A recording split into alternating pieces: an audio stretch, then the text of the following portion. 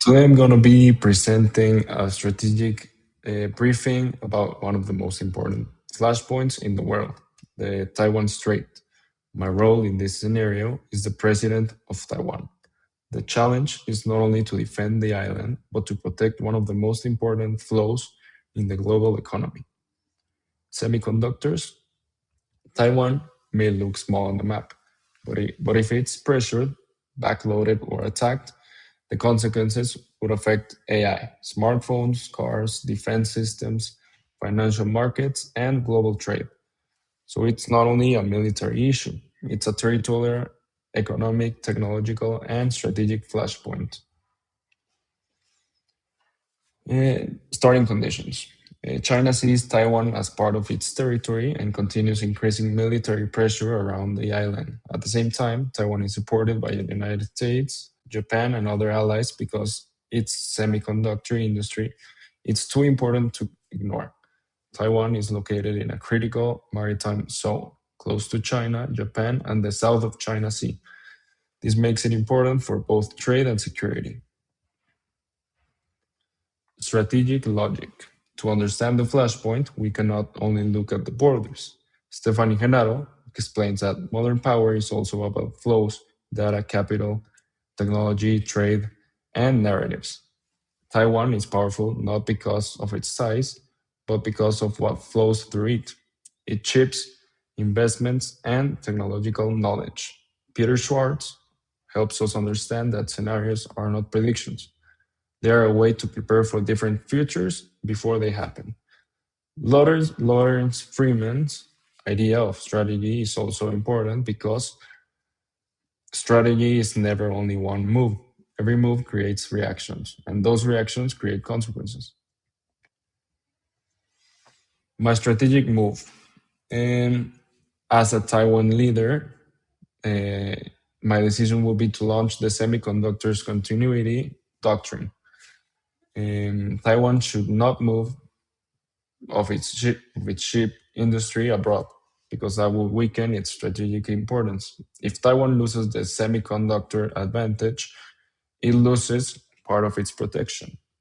But Taiwan also cannot depend on having everything in one place. So my strategy will be to keep most advanced research and decision making in Taiwan while creating emergency production and packaging capacities with allies like the United States, Japan, and Europe. This protects Taiwan Silicon Shield while giving the world a backup plan. Reaction one, China. China will probably react with more pressure, but not necessarily with a full invasion at first. The most likely reaction will be gray zone tactics, military drills, cyber attacks, disinformations, restrictions, or even a partial blockade around Taiwan.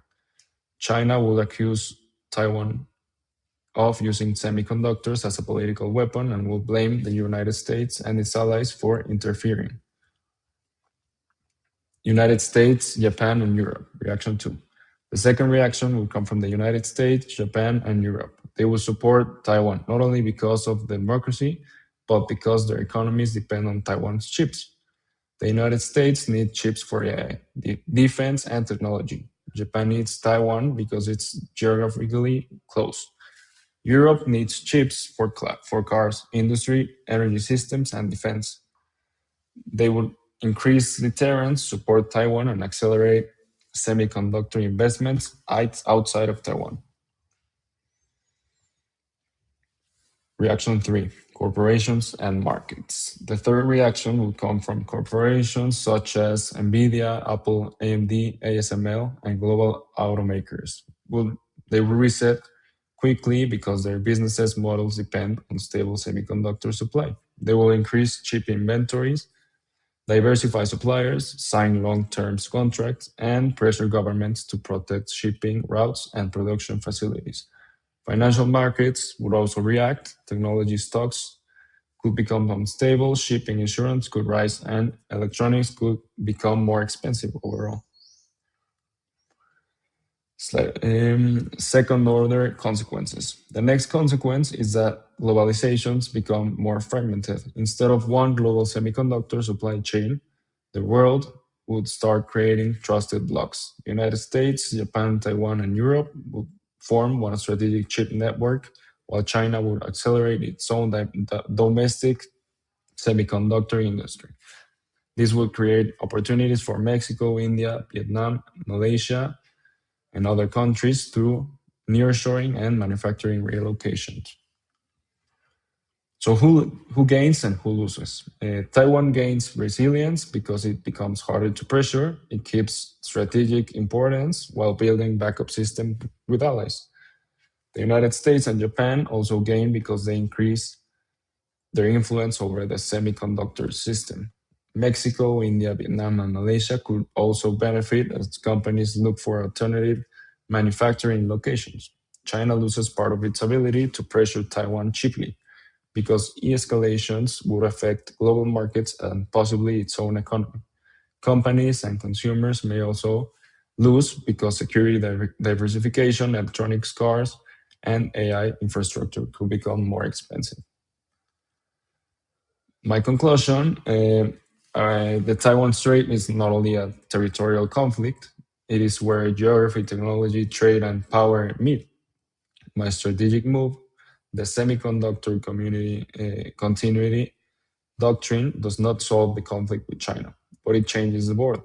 It makes Taiwan harder to pressure, gives the world more resilience, and forces China to think twice before escalating. The main lesson is that global power is no longer played only with armies. It is played with ports, chips, data, companies, alliances, and reaction chains. Taiwan is small on the traditional map, but enormous on the real map of power. Thank you very much. That's it.